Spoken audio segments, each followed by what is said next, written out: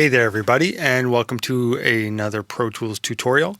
Today I'm going to show you how to use the sidechain input on the DigiDesign Expander Gate plugin to create a gated synth part. So let me give you a quick tour of what we've got in front of us. I have 3 tracks currently in this session. I have a stereo audio track with a drum loop on it, and I'm just going to play that for you for 4 bars.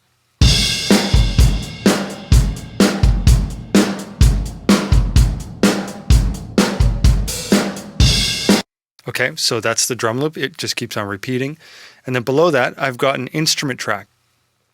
I haven't put an instrument on it yet. I'll do that in a moment. And then below that, I have a mono audio track, which I'll explain a little bit further as we go. So first thing I want to do is I am going to add an expand plugin to this instrument track. There we go. So the expand, if you don't already have it, it is a free plugin that you can get from the DigiDesign website, and it's well worth the effort and the $10 or so that I think they charge you to send out the actual hard copy disc. So here it is. Looks like this. I just went up to this folder here and called up a preset, and let's hear what that sounds like. Okay, nice sort of analog sounding synth part. And so now that I've got that up, the first thing I'm going to do is just record 4 bars of something. So bear with me for a sec while I do that.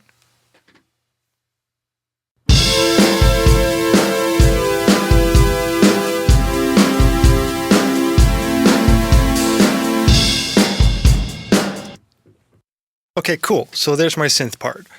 So what we've got now are just whole note chords.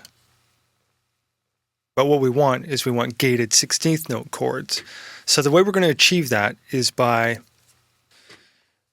inserting the DigiDesign Expander gate right after the expand plugin and enabling the sidechain input. Up in the top right hand corner of the plugin, you'll see this little key button.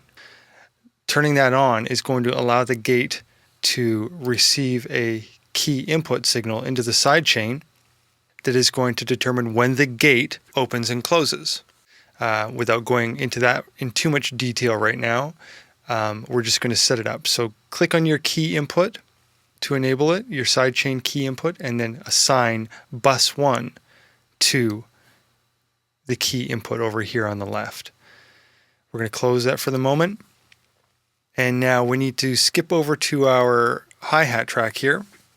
And what I'm going to use this for is I'm going to import this little hi-hat sample. It's just a short 16th note sample. That's why I chose it, because it was just short and it's percussive. And we're going to go over here and just grab that, bring it in here. Okay, let's just zoom in a little. Okay, so I want to make this hi-hat in duration. I want to make it 1/16th note. So I'm going to use the trimmer tool, and I'm going to grab this region. I'm in grid mode, and my grid is set to 16th notes. You can see right here, the value of 240 is a 16th note in Pro Tools. And we are going to trim that region back.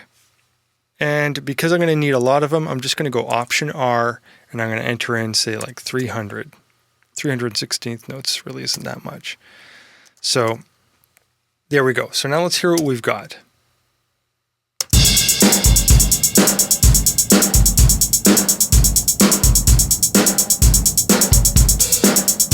Okay, so we've got a bunch of 16th note hi-hats.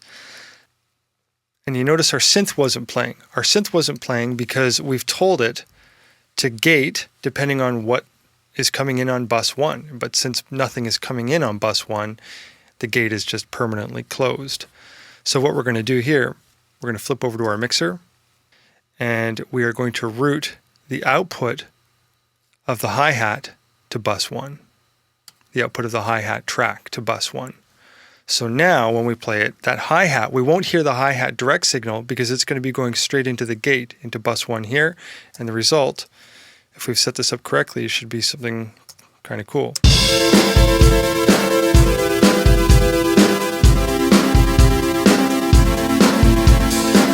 Great, that's what we want. Okay, now we're going to refine that a little bit, but what I want to do is I just want to set up this track just to loop. Okay, there's my loop. So let's call up the gate again and let's tweak some of these settings.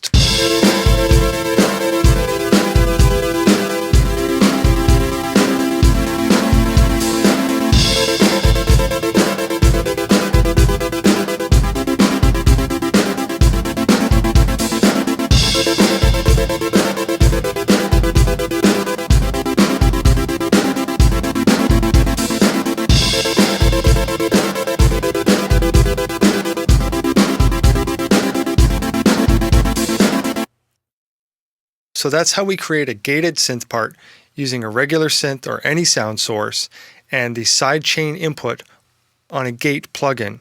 In this case, we've used a hi-hat to determine when the gate on a synth track opens and closes. But you could really do this with anything. You could have any source as the key source, and you could be keying a gate that's on any other instrument track. So whether it's a guitar or a vocal or anything, there's all kinds of creative uses of this. But for now, that brings us to the end of this tutorial.